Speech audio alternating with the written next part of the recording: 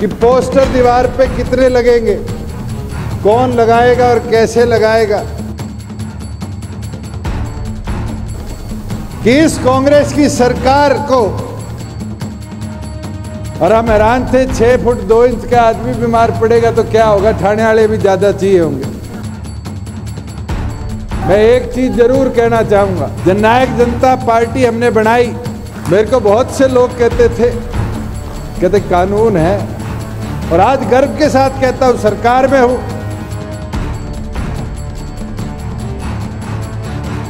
हरियाणा भी उसमें लिपटा जा रहा है। ये सरकार आंख बंद कर बैठी है।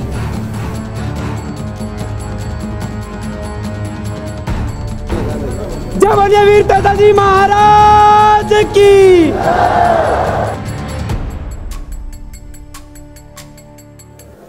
इस देश के उस सपूत जिसने इस देश को राष्ट्रगान दिया, रविंद्रनाथ टैगोर जी के नाम पर, ये टैगोर ऑडिटोरियम की इस पावन धरा पर इंडियन नेशनल स्टूडेंट ऑर्गेनाइजेशन के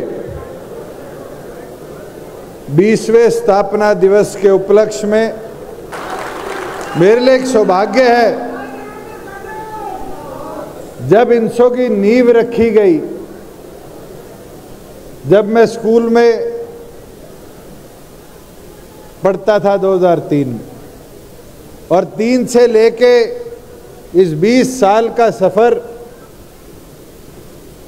बड़ा रोमांचक रहा।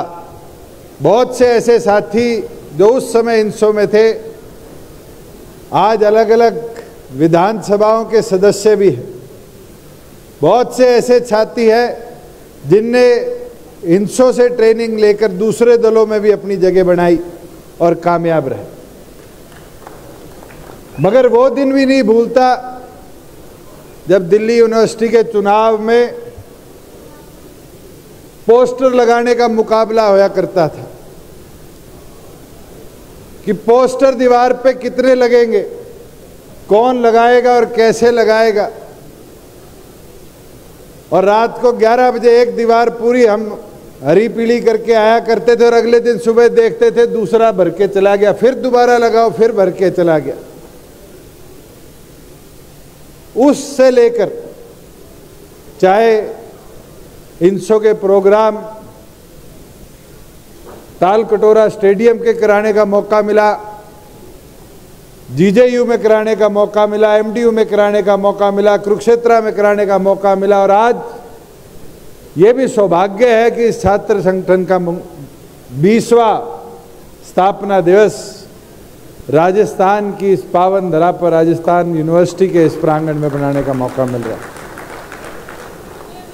साथियों, मैं एक चीज जरूर कहना चाहूंगा, आज हमें एक संकल्प जरूर लेके चलना पड़ेगा। पहला, इनसो का विस्तार हम कैसे करेंगे। मैं चाहूंगा प्रदीप और ऋतुराज मिलकर ये संकल्प ले कि 27 तारीख को होने वाले आपके छात्र संघ के चुनाव के अंदर 26 को, इसमें क्या भागीदारी इनसो की रहेगी,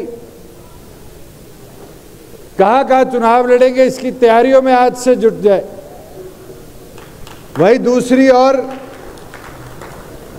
तमाम जितने यूनिवर्सिटी कॉलेजेस अलग अलग जिलों में हैं, जैसे प्रदीप ने अपने भाषण में कहा 33 के 33 जिलों में, मैं तो चाहूंगा कि 33 के 33 जिलों में संगठन का विस्तार पूरी तौर पर आप करो। चाहे आपको अगले साल के चुनाव तक मेहनत करनी पड़े, मगर साथियों मेहनत का रंग आपको जरूर दिखेगा, और वो रंग ऐसा होगा जो इस प्रदेश में छात्र के हितों की लड़ाई को एक ताकत देगा। मुझे याद है, मैं सांसद था, जीजेयू के अंदर मैंने एडमिशन लिया और एमए मास कम्युनिकेशन की पढ़ाई शुरू करी। दिग्विजय सिंह उस समय इनसो के राष्ट्रीय अध्यक्ष थे, और छात्र संघ चुनाव की बात आई और छात्र संघ चुनाव के उस मुद्दे को लेकर इनने निर्णय लिया कि हम संघर्ष शुरू करेंगे। ज्ञापन दिए, कोई नहीं सुन रहा था। मुख्यमंत्री से मिले, कोई नहीं सुन रहा था। गवर्नर से मिल के आए, कोई नहीं सुन रहा था। और फिर ये फैसला लिया कि 5 साथी अनशन पे बैठेंगे और वो 5 अभी मेरे को दिख रहे हैं। ये मंजू बैठी, जसविंदर बैठा, दिग्विजय बैठा, हरिंदर बैठा, प्रदीप, इन साथियों ने अनशन शुरू किया। 1 दिन, 2 दिन, 3 दिन और चौथे दिन मंजू की तबीयत खराब हो, मगर रुकी नहीं। डॉक्टर के पास जाके वापिस आके वहीं बैठी कि मैं अपना संघर्ष छोड़ूंगी नहीं, मैं अपने साथियों का हौसला टूटने नहीं दूंगी। 5वें दिन फिर इसकी तबीयत खराब होनी शुरू हुई तो जसविंदर की भी साथ की साथ खराब हो गई। और हम हैरान थे, 6 फुट 2 इंच का आदमी बीमार पड़ेगा तो क्या होगा, ठाणे वाले भी ज्यादा चाहिए होंगे। मगर उसके बाद भी ना जसविंदर उठा ना मंजू उठी और 5वें दिन रात को 9 बजे नोटिफिकेशन सरकार को निकालना पड़ा कि हरियाणा में छात्र संघ चुनाव हम बहाल करें। ये युवा की ताकत होती है और इस ताकत को हम किस दिशा में लेके जाए, वो दिशा आपका भविष्य तय करती है। मुझे याद है जब जननायक जनता पार्टी हमने बनाई और पहला हमने प्रदर्शन का फैसला लिया युवाओं की बेरोजगारी के विरुद्ध। वो दिन भी याद है, गुड़गांव चौधरी देवीलाल जी के नाम पर जो हमारा स्टेडियम है, वहां चौधरी देवीलाल जी की मूर्ति पे पुष्प अर्पित कर हम डिप्टी कमिश्नर के ऑफिस तक पैदल गए और 2-3 हजार साथी बारिश के बावजूद भी पूरे गीले कीचड़ में रुके नहीं और डिप्टी कमिश्नर के ऑफिस के गेट के बाहर जाकर नारे लगाने लग गए। डिप्टी कमिश्नर ने सोचा युवा है, थोड़ी देर धरना प्रदर्शन करके चले जाएंगे। पौना घंटा एक सुर में हमने नारे लगाए। पौने घंटे बाद डिप्टी कमिश्नर जब ज्ञापन लेने आया तो फिर पौना घंटा और उसको धूप में खड़ा कराकर फिर नारे लगाए, एहसास दिलाया और उसको अपने जीवन का संकल्प बना लिया कि अब युवाओं के अधिकारों की लड़ाई को हम लड़ेंगे। और उस समय वादा किया था, मुझे याद है, 75% रोजगार का अधिकार हमारा होगा हरियाणा में। मेरे को बहुत से लोग कहते कानून है, इतनी जल्दी नहीं बनेगा, कोर्ट स्टे कर देंगे। मैंने कहा कानून तो चौधरी देवीलाल जी ने भी बनाया था। क्या करते थे, 100 रुपया पेंशन दे दूंगा। भजनलाल जी, बंसीलाल जी उस समय के पढ़े लिखे लोग कहते थे कैसे दे दोगे। उन्होंने कहा खाली कागज पे देवीलाल लिख के दे दूंगा, अफसरों ने जो ऊपर लिखना है लिख देंगे। हमने 75% की बात रखी और उस 75% की बात को मजबूती से अपने इलेक्शन एजेंडा में लेकर आगे बढ़े। और आज गर्व के साथ कहता हूं, सरकार में हूं, मुमकिन हो पाया। मुझे भी पता है कितने दिन कभी LR के, कभी AG के, कभी किस वकील के ओपिनियन ले लेकर फिर ये फंसा दिया कि राष्ट्रपति तक जाएगा। उसकी लीगैलिटी चेक कराई, गवर्नर से उसको असेंट कराया और हरियाणा प्रदेश में 75% रिजर्वेशन फॉर लोकल कैंडिडेट्स लाने का काम किया। और अभी ये पत्रकार साथी ये बात कह रहे थे कि जी 75% राजस्थान में भी ले आओगे क्या? बताओ, मैं तो मेरी बहनों से पूछ लूं, लाना चाहिए 75% रोजगार का अधिकार बहनों के लिए राजस्थान में? नहीं लाना चाहिए? लाना चाहिए? साथियों आप बताओ, लाना चाहिए नहीं लाना चाहिए? तो क्यों नहीं आज संकल्प ले कि इस कांग्रेस की सरकार को अब युवा शक्ति, चाहे वो इंसो हो चाहे जननायक जनता पार्टी हो, अगले 1-1.25 साल जो चुनाव में बाकी पड़ा है, इसके पीछे पढ़ पढ़कर या तो कांग्रेस सरकार 75% युवा का अधिकार लाने का काम करेगी, नहीं तो विधानसभा का रास्ता बाहर करने का काम करेगी। साथियों, ये संकल्प बना के जाओ, और अगर आपने संकल्प बना लिया, ये मेरा वादा है, आपकी मेहनत रंग लाएगी। जब विधानसभा में आपकी हिस्सेदारी होगी तो जरूर विधानसभा के अंदर 75% for local candidates in Rajasthan का भी कानून हम पारित करने का काम करेंगे। मगर फाउंडेशन डे पर एक ऑर्गेनाइजेशन के तौर पर हमने बहुत काम किया। प्रदीप कह रहा था नॉर्थ इंडिया की सबसे बड़ी ऑर्गेनाइजेशन, दिग्विजय सिंह कह रहे थे नॉर्थ इंडिया में हमने ऐसा काम किया। एक ऐसा काम भी इनसो ने कर रखा है जो किसी वक्ता ने नहीं छुआ, कि नेत्रदान का किसी और छात्र संगठन के पास ऐसा रिकॉर्ड नहीं है कि नेत्रदान का 10,000 से ऊपर युवाओं का एक सिंगल दिन के 8 घंटे की डोनेशन में गिनीज बुक में नाम रचाने का काम किया। साथियों, एक चीज जरूर, मैं पीछे बीकानेर गया, नोखा गया, आप हमारे साथी पीछे खरनाल में प्रोग्राम करवा के आए थे वीर तेजा जी का। एक बड़े शॉकिंग सा आंकड़ा मेरे पास भी आया। अभी हरसिमरन बोल के गया है, पंजाब से है। हम पंजाब को ब्लेम करते थे, ड्रग्स बहुत है, ड्रग्स बहुत है, ड्रग्स बहुत है, और धीरे धीरे हरियाणा भी उसमें लिपटा जा रहा है। हमारे प्रयास है रोका जाए, मगर मैं हैरान हूं कि पंजाब से, हरियाणा से ज्यादा ड्रग्स की समस्या आज राजस्थान में कब्जा कर बैठी है, और ये सरकार आंख बंद कर बैठी है। आज क्या हालात है, माइनिंग माफिया के विरुद्ध साधुओं को धरने करने पड़ते हैं, सुसाइड करना पड़ता है, तब जाके सरकार की माइनिंग माफिया के विरुद्ध आंख खुलती। क्या बात, आज इस सरकार के अंदर अनएम्प्लॉयमेंट इतनी बढ़ती जा रही है। मैं पिछले दिनों दैनिक भास्कर के आंकड़े देख रहा था, और उसमें एक आंकड़ा आया कि इस देश में सबसे ज्यादा 24%, अब CMI तो कांग्रेस की एजेंसी हरियाणा में 38% कर देती, मगर गवर्नमेंट ऑफ इंडिया के सर्वे में आया कि 24% सबसे ज्यादा अगर अनएम्प्लॉयमेंट कहीं है तो आपके राजस्थान में आज के दिन। ये युवाओं को रोजगार नहीं दे पाए। आज शिक्षा की बात करते हैं, आज राजस्थान के अंदर मास्टरों का ट्रांसफर साल में एक बार खुलता है, और क्या हालत होती है, सारे गांव छोड़ के शहर आना चाहते हैं। और रूरल इंफ्रास्ट्रक्चर में एजुकेशन की मजबूती के अंदर निरंतर ये सरकार फेल हो रही।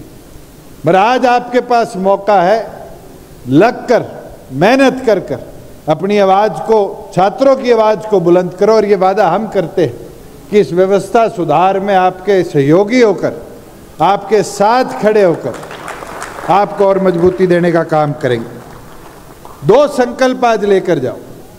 एक तो 75 साल इस देश की आज़ादी को हुए, और ये 75 साल का जो इतिहास और 200 साल की जो संघर्ष है, इसको हमें नहीं भूलना चाहिए। मुझे पिछले दिनों चंडीगढ़ हर घर तिरंगा कार्यक्रम, जिसमें देश के गृह मंत्री अमित शाह जी आए हुए थे, वहां बी पराग जी को सुनने का मौका मिला। अगर आज उन लड़ाकों का जिनने इस देश की आज़ादी के लिए शहादत दी, हम उनको नमन नहीं करेंगे, और उन वीर योद्धाओं का जिनने देश की आज़ादी से लेकर आज 75 साल में अपने जीवन का बलिदान दिया।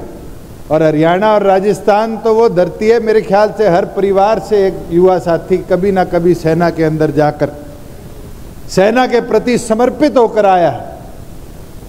इस वीर भूमि को नमन करते हुए मैं आज से आह्वान और आग्रह और निवेदन करता हूं कि अब संकल्प लो कि 15 तारीख से पहले हर घर के अंदर एक नेशनल फ्लैग, तिरंगा लगाने का आप काम करें। और मैं तो इनसो से खास तौर पर आग्रह करूंगा कि यूनिवर्सिटी के अंदर इसको आप एक्शन मोड में लेकर चलो, कि हमें हर विंडो पे, बिल्डिंग तो एक हो सकती है, मगर अंदर आपके छोटे छोटे हॉस्टल रूम्स हैं, अपने रूम की खिड़की या दरवाजे पे हम नेशनल फ्लैग के स्टिकर के फॉर्म में लगाएं, उन शहीदों को नमन करते हुए। और साथ में इनसो आज एक संकल्प ले एनवायरनमेंट को, और राजस्थान के अंदर तो एनवायरनमेंट के प्रति निरंतर लोगों ने संघर्ष किया है, और वो संघर्ष प्लांटेशन के तौर में आप हर वर्ष करते आए हो, ब्लड डोनेशन के तौर पे आप हर वर्ष करते आए, मगर आज आपके 20 साल इस संगठन के पूरे हुए हैं। ये संकल्प लेकर चलो कि इस 20 साल पूरे होने के उपलक्ष्य में आप 20 लाख नए पेड़ इस धरती पर लगाने का काम करोगे, जिससे हमारे एनवायरनमेंट को भी मजबूती मिलेगी। साथियों, मैं एक चीज जरूर आपको बोलना चाहूंगा कि युवा जो है, अगर इसको 2 हिस्सों में बांट दो, यू और वा, और उल्टा कर दो, तो क्या बनता है? वायु। और हवा की दिशा कोई तय नहीं कर सकता। आज आप अगर सही दिशा पे चल पड़े तो आप बड़े बदलाव, क्रांति ला सकते हैं। और मैं तो आह्वान करूंगा आपसे कि वायु की तरह अपने जीवन को अपने भविष्य के लिए और आने वाले छात्रों के भविष्य के लिए समर्पित करने का आप काम करें। एक चीज जो दिग्विजय सिंह ने कही लाइब्रेरी मॉडल की, मैं छोटा सा एग्जाम्पल दूं कि हमसे 5 लाख रुपए गांव का युवा साथी मांग के गया अड़ के, और कहा जी मैंने मेरे गांव में लाइब्रेरी बनानी है। मैं कहा 5 लाख में तो कमरा भी तैयार नहीं होगा। कहता मैं आपको बना के दिखाऊंगा, और ऐसा इंफ्रास्ट्रक्चर बना के दिखाऊंगा जो नेक्स्ट जनरेशन का फायदा करेगा। उसने अपने गांव की चौपाल का सामूहिक केंद्र कह लो, उसका एक कमरा लिया, उसको बाहर किताबों की तरह पेंट किया, अंदर उसमें कड़ी कराई, ऊपर सोलर प्लेट लगा ली, 4 ट्यूबलाइट उससे पावर कर ली, एक पंखा लगा लिया, 4 स्टडी के डेस्क लगा लिए, और दिल्ली गया। और दिल्ली के अंदर जाकर आज यूपीएससी हो, स्टाफ सिलेक्शन हो, बैंकिंग हो, XYZ जो हमारे आर्मी, नेवी, एयरफोर्स के एग्जामिनेशन होते हैं, पुलिस के हो, अलग अलग प्रकार के तमाम एग्जामिनेशंस की वो किताबें लेके आए और लाके उसने गांव में रखी। गांव के रिटायर्ड मास्टर को, प्रोफेसर को, जो रिटायर्ड लोग थे या जो समय दे सकते थे, उनको आग्रह किया कि आप 1 घंटा 1.5 घंटा दिन में जब आपको समय मिले लाइब्रेरी में आके हमें पढ़ाने का काम करो। और मुझे खुशी होती है कि 2 साल के अंदर उस गांव से अनेकों बच्चों ने, जो प्रीलिम्स होते हैं हमारे HPSC के, हरियाणा पब्लिक सर्विस कमीशन के, उनको क्लियर करने की, आप बैंकिंग सेक्टर के काम करने, और फिर हमने उसको एक्शन मोड में लिया। और इस साल का मेरा संकल्प है कि 100 ऐसी मॉडल लाइब्रेरी जहां हमें इंफ्रास्ट्रक्चर पे पैसा खर्चने की जरूरत नहीं, आज अनयूटिलाइज्ड इंफ्रास्ट्रक्चर को यूज करते हुए हम बनाने का काम करेंगे। बल्कि मैं नोखा गया था, चौधरी देवीलाल जी के स्टैचू के पीछे बहुत जगह खाली थी और मिट्टी मिट्टी थी। ये नोखा वाले साथी खड़े हैं, इनकी मेहनत थी। मैंने एक बार कहा, मैं कहा पैसा मैं भिजवाऊंगा, मगर आप लाइब्रेरी बनाओ। कभी आपका बीकानेर से नोखा जाने का मौका मिले, करनी माता मंदिर के दर्शन करने जाओ तो थोड़ा सा आगे है, वो आप इंफ्रास्ट्रक्चर देख के आना। गांव वालों ने मेहनत करी, हमने किसी ने वहां दोबारा जाने का काम नहीं किया, सिर्फ इनॉग्रेशन में मैं जाके आया था।